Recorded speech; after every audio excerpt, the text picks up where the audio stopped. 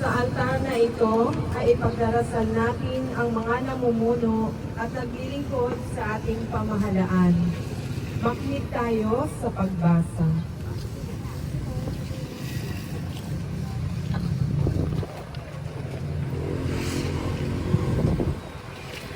Ang mabuting balita ng Panginoon ayon kay San Mateo.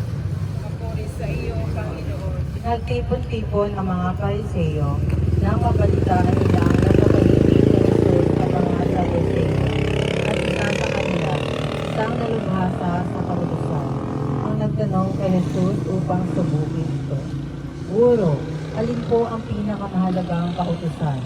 Sumagot si Jesus, ibigin mo ang Panginoon mong Diyos ng buong puso, ng buong kaluluwa at ng buong